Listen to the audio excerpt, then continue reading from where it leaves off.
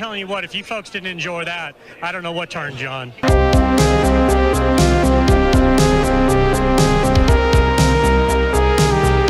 Hello everyone, welcome to the Weekend Debrief. I'm your host, James. Man, can we just find a great way to describe that All-Star race? That was fun!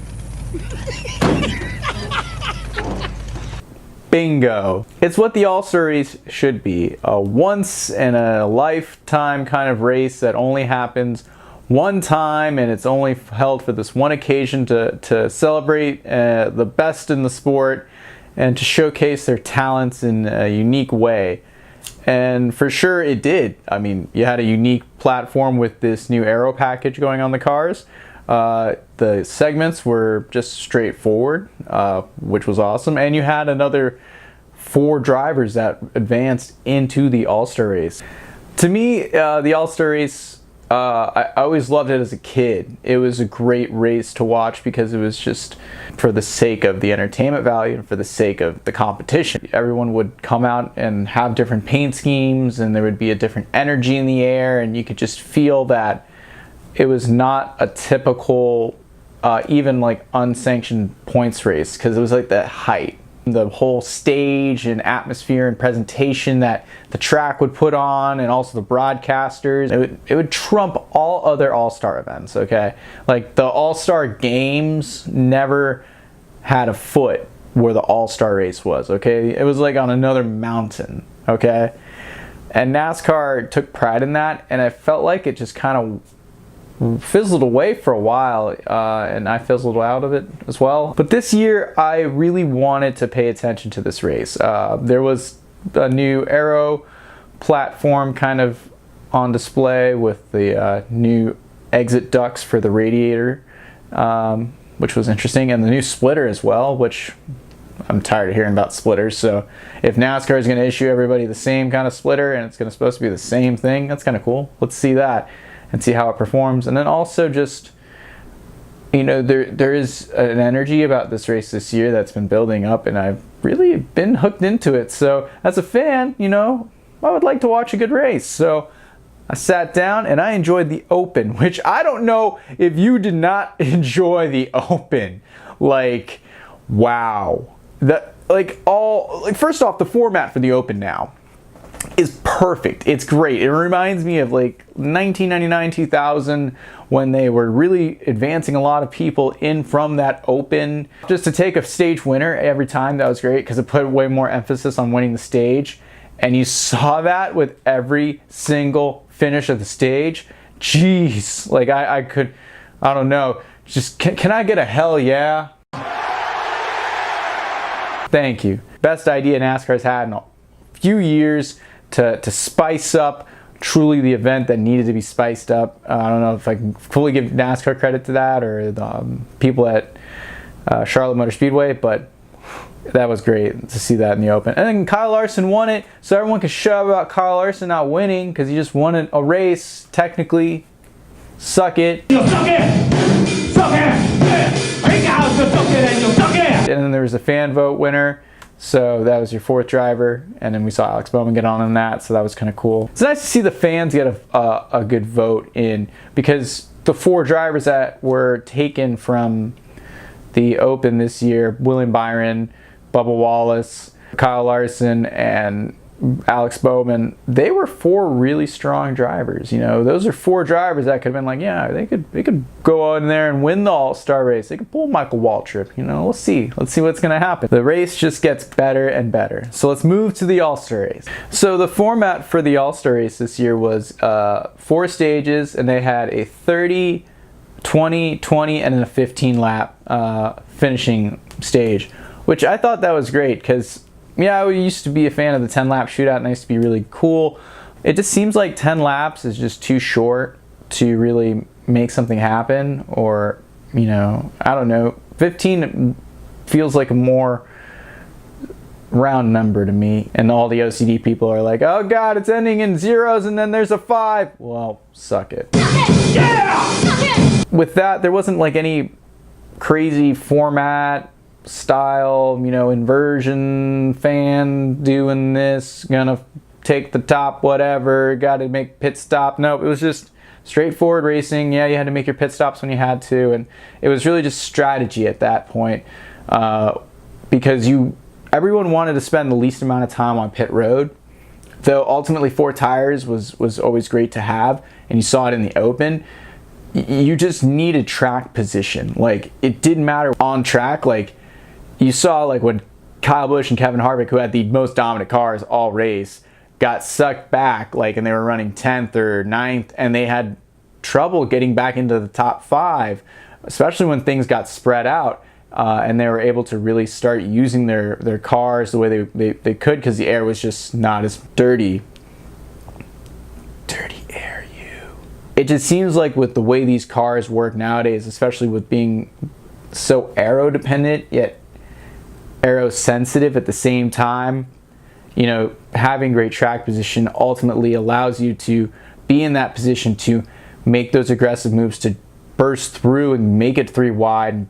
Next thing you know, you've gone from 6th to 2nd, you know, and we saw a lot of that in this race. So many great battles throughout the pack, whether it was in the top 5, the top 10, or even the top 15. Just great driving, great racing, amazing saves, so many amazing saves. Even drivers that got up in the wall, like Eric Jones. I don't know how many times Eric Jones kept hitting the wall before he finally like blew a tire, and it was just like it was done for him. But man, Eric Jones just kept driving the wheels off his car.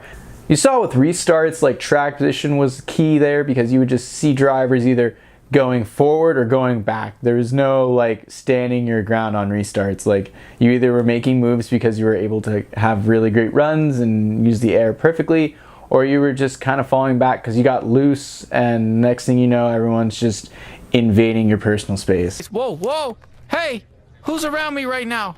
Who's around me? When they invade your personal space, you kind of lose 10 to 12 spots, which was insane. But people were gaining them back, you know, drivers going back and forth, up and down the leaderboard.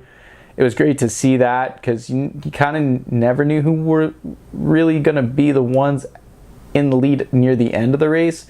Though you knew they were going to have to contend with the 4 and the 18. They were definitely the most dominant cars all night. Like, and also the best looking paint schemes too. Gotta say, Kyle Busch's, you know, hazelnut flake, that flake in the wrap, really nice choice. Nice on the helmet too. That's like it's good coordination there, bruh. On fleek. Talk about on fleek. That Millennial car, woo, man, just looks sharp on track. Though, you know, the right side is the better looking side of the car. And you can't see it when it's like up against the wall. They need to make the wall like a mirror or something. Just millennial thought for NASCAR. So let's talk about my top 5. And that's 5 drivers that I really want to highlight from this race. Let's talk about Kyle Larson. Obviously the race winner.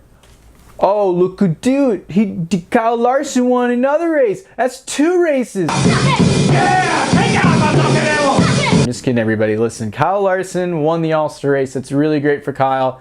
Amazing for him to solidify that status in his career, to get this race win. It's definitely a confidence booster for him and his team. His team knows they can win. Obviously, they have such great success with Kurt Busch. The 42 car can definitely have the same success as the 1 car within that organization. But, you know, it's ultimately about putting the races together. Kyle hasn't done it this year, but I'm pretty sure everyone now could stop saying, oh, he's got such bad luck. Oh, the bad luck. Oh, no. Until he's probably got bad luck again. And they'll be like, oh, no, the bad luck is back again. Oh, no. If you just don't have bad luck, then you just don't have any luck at all. So it's good to see that speed out of that team, especially adapting to this newer platform and showing that they can find the speed at night. Maybe this could translate over to the 600. We'll see. Chip loves winners. It'd be great to see that out of Chip Ganassi Racing. Kyle Busch. Kyle Busch definitely had the best car. You could say Kevin Harvick had the best car, but when Kyle Busch passed Kevin Harvick, I thought Kevin Harvick was just waving Kyle Busch goodbye to go past Kyle Larson. And then Kyle Busch pushed up and got into the wall.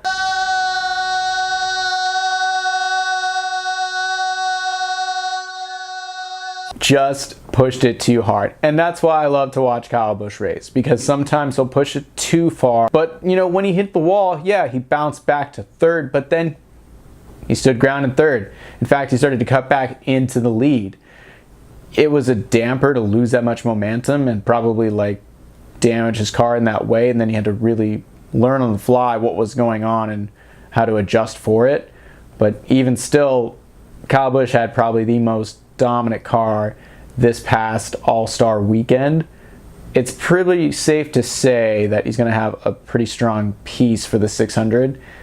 Can he go back to back? We'll see. Bubba Wallace. Oh man, Bubba Wallace was the show from the Open to the All-Star race, and he had me on my feet in the Open, just straight up. I had to stand up for his second stage victory. Just amazing. And to me, when he did that move on Daniel Suarez in the Open, that was very Dale Earnhardt. Like, if someone's going to come and try to take that position from you, you can't let them do that. And that's what's, you know, he did. He just didn't let, you know, Suarez have that position. Bubba Wallace did what he needed to do, and then it was nice to see that they had that period in between the races too, for the team to kind of get the car in decent order, basically, to go and be competitive, because he was beating and banging with Daniel Suarez. Just, man, I don't know how crush panels weren't all messed up and everything, and just, if he had to go straight into the A main now because he's got that damage, yeah, he's in no way can he contend the way he did. And that's a testament to the team, but also a testament to them getting the right strategy near the end to kind of have good track position, and I guess Bubba understanding what was going on there. In the top 5 in the end of it all, so, you know, he is an all-star for sure. And hopefully he can carry that success into a good 600 weekend. Austin Dillon. How many times were you involved in a wreck, Austin? Man, I'll tell you what, RCR makes some tanks. And he was fast with his tank. He came home in the top 10 in that tank, all beaten up and everything. So Dillon has had success at Charlotte. He won the 600 a few years back, and he showed what he knows about that speedway and how to get around it, and especially with a damaged race car. I feel like just damaging that race car made it a little bit better, so I think RCR is probably going to go back and do a little R&R on that and see what they can come up with. But in the end, Austin Dillon, strong effort, good run for Richard Childress Racing. It was a bummer to see him kind of wreck out in the Open, but good run for Austin Dillon. Finally, Clint Boya. Let's get real, Clint. When they say boys have at it, you really had at it there. When you get real and talk about Clint, you gotta have a beer. So yeah, brewski time. Clint had probably one of the strongest cars, and I thought he was gonna be an all-star and get his first ever all-star victory. I mean, he had a strong car, but, you know, kept getting it, you know, damaged in some way. So unfortunate for Clint. But man, him and Ryan Newman got into it afterwards, and then, yeah. As someone who has to analyze the situation, it's really stupid to fight. No one ever wins a fight. Fights just, yeah, they add entertainment value. Yeah, they add pizzazz and some kind of story. And then again, emotion is shown, but it's not the best thing to showcase, especially for the sport. I don't mind it as a fan. You know, what's going to suck is just, this is what everyone's going to talk about for the next little bit, is how Clint Boyer basically rock'em sock'emed Ryan Newman, and how, you know, everything unfolded before that.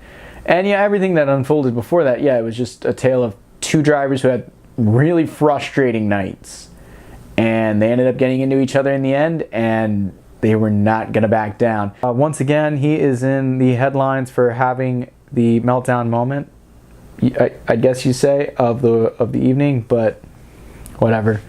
I guess it sells more mud flaps at the Rush Truck Centers, or whatever his sponsor was this weekend with a cute bird. It was such a cute little bird, so adorable. like that little bird. It's like the little bird on Jimmy Johnson's car from 2014. That was the best car ever, Lowe's, ever. Yeah, the weekend also had truck racing, trucks on Friday night. Like last week at Kansas, are they going to be the best show? I wouldn't say so. I'd say it was a really good race.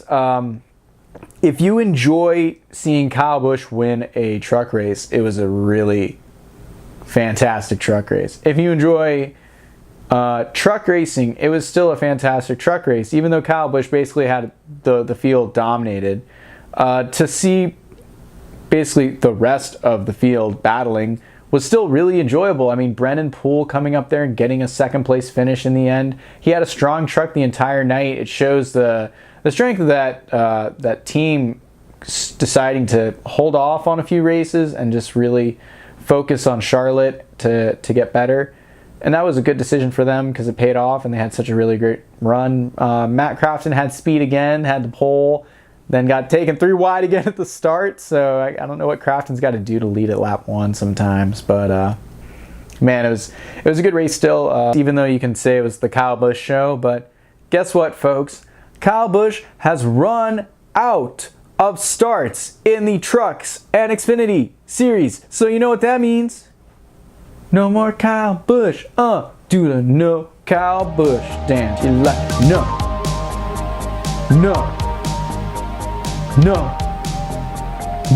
Kyle Busch dance.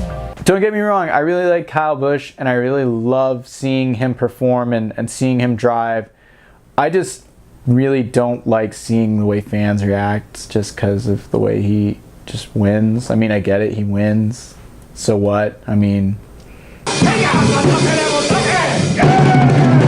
he does get beaten and it just makes it that much cooler to see him beaten.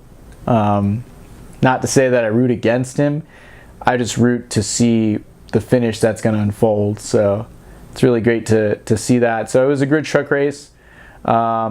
Really excited to see what the rest of the year is going to have with the truck series.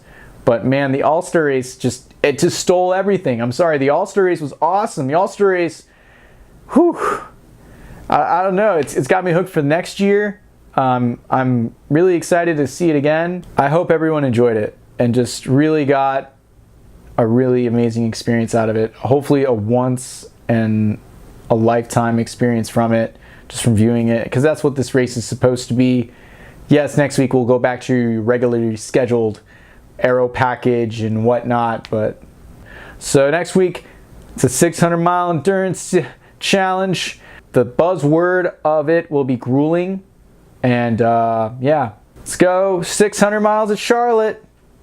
See ya.